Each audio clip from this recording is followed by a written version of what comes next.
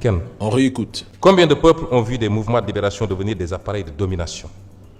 Combien de promesses de rupture se sont dissoutes dans les privilèges, les accommodements et les silences? Combien de révolutions ont fini par craindre la transparence qu'elles réclamaient hier? La morale politique n'est pas une décoration destinée au discours de campagne électorale. Elle est la condition de survie des nations. Lorsqu'un peuple perd confiance dans la parole publique, il cesse progressivement de croire aux institutions elles-mêmes.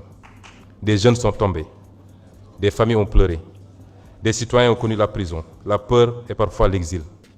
Le peuple sénégalais n'a pas porté notre projet au pouvoir pour assister à une simple permutation d'élite. Les nations commencent à se perdre le jour où leurs dirigeants demandent à leur peuple de s'habituer au renoncement. Certains croyaient que le limogeage d'un premier ministre signifiait sa disparition politique.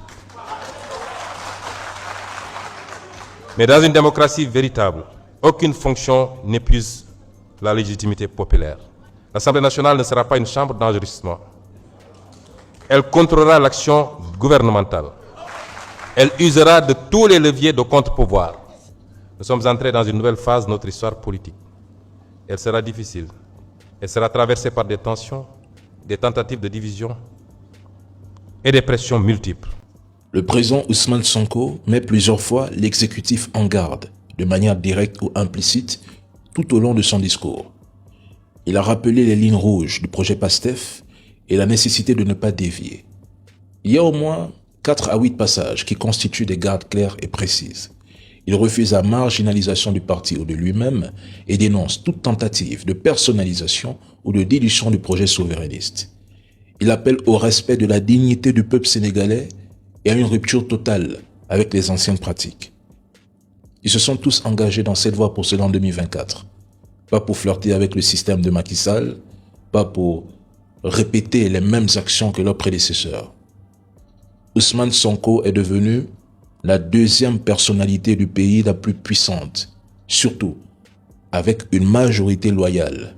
Et il va transformer l'Assemblée nationale en contre-pouvoir réel, forçant quiconque à négocier chaque texte. Et ça, je l'avais déjà dit il y a 2 jours, sans me tromper. C'était prévisible. Il va imposer des négociations sur chaque grande réforme.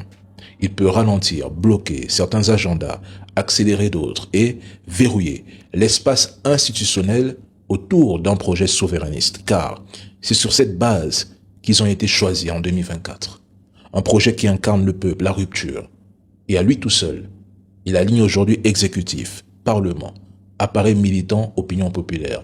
Et lorsqu'un homme réussit à aligner ces 4 dimensions en même temps, il cesse d'être un simple acteur politique.